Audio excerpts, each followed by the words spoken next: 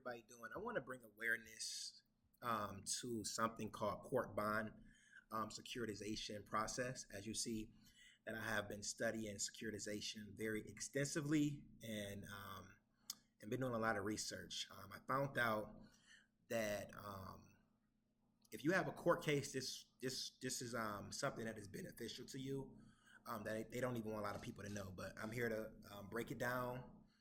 And I know my channel won't get a lot of views because this is a very sensitive topic.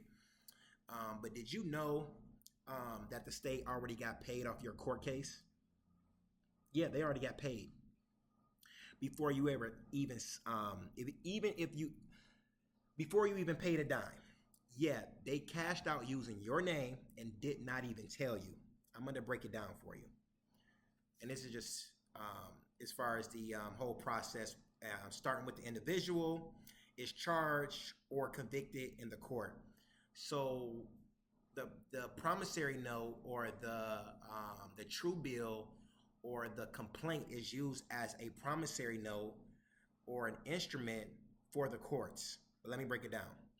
Every time you're charged in court, criminal or civil, your case gets a docket number. But what they don't tell you is that the docket number becomes a financial account, a bond account, or case number. Number two, here's the bond trick here. The clerk of the court or the finance office creates what is called a bid bond, a performance bond, and a payment bond, depending on what you've been charged with. What do you like? For example, restitution is a performance bond. You have a payment bond also when it comes to court fees being securitized. Bid bonds is certain prison revenue bonds where they are also monetizing off people being in prison, depending on what time they're in prison for or jail time in general. All tied to your name in all caps, which we know is a legal fiction. It's a corporate name that is not even you. That is a legal fiction. Again, it's don't have anything to do with you. You're just the beneficiary of the certificate or birth certificate that, and we already know what it is. I don't want to go into the whole straw man debate and all that. But step three. Here's step three. Wall Street. This is where Wall Street comes in. Those bonds get a CUSIP number, like a serial number, and they get traded like stocks. They're pulled into government-backed securities, sold to investors, and guess what? The state gets paid up front. So while they have you paying restitution and all these different fees, already been paid for. It's called double dipping. So they've been paid. So while you make your payments, those payments is going to the investors that already bought it out, which is total crazy. I won't even say it's fraud because it's total legal. It's only illegal if you don't know your rights. You don't know it. How are you going to enforce it? Because people don't know. They say, oh, I got a court case. I got to do this without even looking or figuring out, okay, what is going on with these bonds? How did this all, transpire? Why? Who's in charge? And just asking different questions. But people, they just don't know. So that's why I'm here to bring some type of awareness to the situation. Now, here's where the fraud kicks in. They still make you pay restitution, fines, and fees. This is in my case too. I have a restitution I have to pay back. This is what made me get into securitization and all this other good stuff. So this might be a reason, and this is what my purpose is, to figure out what they're doing with these financial instruments. Even though they already got paid through bond proceeds, that's called double recovery, and it's fraud under federal law. It's fraud when they don't tell you, but I'm going to get more into that later on. You have the right. So this is what you can do to enforce it. You have the right. You can send a conditional acceptance, ask them to prove the debt is unpaid. Demand disclosure of any bonds or securities tied to your case. If they ignore you, hit them with a commercial lien or report them to the IRS under bond fraud. Okay? So I gave a lot of good sauce up there, and this is for free. I'm going to tell you like this. People are charging $2,000, $3,000, $5,000 for this information. Okay? That's what they're doing. I'm not doing that because it's not right what they're doing to people. It's like everybody trying to make money off somebody. So what they do, so here's the thing. They turn your case into a bond. They got paid. Now it's time to know the truth and take control of your paperwork. If you need help, cancel your contract or exposing fraud, just follow me or DM me. I'll help you out. I'll help answer any questions you might have, because I know it is technical when you're dealing with the IRS, you're dealing with the Treasury, you're dealing with all these financial institutions. So my job is to educate, empower, and enforce it. They won't disclose this to you. They are in dishonor.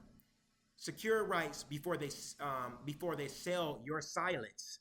So what they do is play up your ignorance, because they know you're not going to say something, and they play up like, oh, he's not going to say nothing. We're just going to monetize off of it, which is utterly ridiculous. So that being said, I'm going to also share something with you guys called bond fraud. One second. One second here.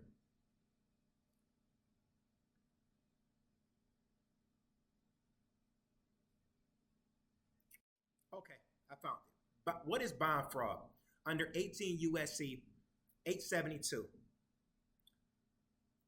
Extortion by officers or employees of the United States. Whoever, being an officer or employee of the United States or any department or agency thereof, under color of official right, wrongfully obtains money or any other thing of value, shall be fined or imprisoned. So let me ask you this. Why are they not in prison right now? That's because we don't know our rights. We don't know how to enforce it. They're literally monetizing. If you have a court case, DM me. Let me know what's going on.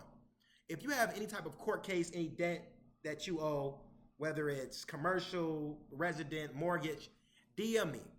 These are absolute ridiculous how people are slaving away 9 to 5 jobs, working these debts that's already been paid for through securitization, and bond investors come paying the promissory note off with other pools of contracts in one pool. And this is all public records. This is not me just making up something and saying, "Oh, we heard this before." No, this is what's going on. It's no awareness to it. Most people don't care. The average people want to pay their debts and just live life on. But no, it's deeper than this. It's already been paid for. Not through our straw man. None of that. You already have an account. No, this is actual asset-backed securities that you have actual hedge funds, insurance companies that's paying. For example, they can pay a $500 million for just one pool alone, and they divide it up into different tranches depending on the credit rate and all that stuff. So what constitutes bond fraud under the law? Bond fraud under this statute occurs when a government official or agency demands money or value under official authority. So they use their authority and demand money knowing it's already been paid for and they're profiting off of it. And they didn't even give you a 1099-C form. They didn't even file the proper taxes on the securitized debt obligation. It is not legal and entitled to it, and does so through coercion, silence, or omission. Number 4, often using bonds, securities, or monetized instruments. That's what they're doing. Number 5, without disclosure to the injured party. So when they don't let you know that it's been proceeds or monetization from your promissory note, your criminal case, and they haven't discussed these things with you, that is straight fraud and that is straight material fact, because they're holding information from you being the secure party. So let's just say that, let's just break it down. Let me just make this video very short. A court creates a performance or appearance bond using your name in a court case. Or a performance bond is something you have to pay for, like over time. You have to do something. Appearance bond is something you have to show up for, like go to court, etc. I know a lot of people heard of what an appearance bond. If you don't show up, all that stuff will happen. So you get a warrant out for your arrest. That bond is assigned a CUSIP number and is sold on the securities market. This happens all behind the scenes. The state or court receive payment from investors up front, but they don't tell you. This is crazy. Later, the court demands you pay restitution or fines, even though they was already paid via monetization. But you want to know why they can get away with it? Because you don't know nothing. You don't know. I don't know nothing either. Because we don't read. This is what it is. You don't read, so they figure out they can do whatever they want to you. That's called double dip, and that's fraud. If the agency profited off the bond, it is a federal entity or acting under federal authority. It may raise to a criminal offense under, and you guys can look this up, 18 USC 872. It is bond fraud. Why it's illegal? Extortion under the guise of law. Concealment of monetized instruments. Failure to disclose financial interests, which is a violation under TILA with the Truth in Lending Act. And they don't even give you the proper the due process of law. Double recovery, which is unrich adjustment. They got paid. What about you? Did you get paid off your court case? Those investors making a nice profit. They getting rich.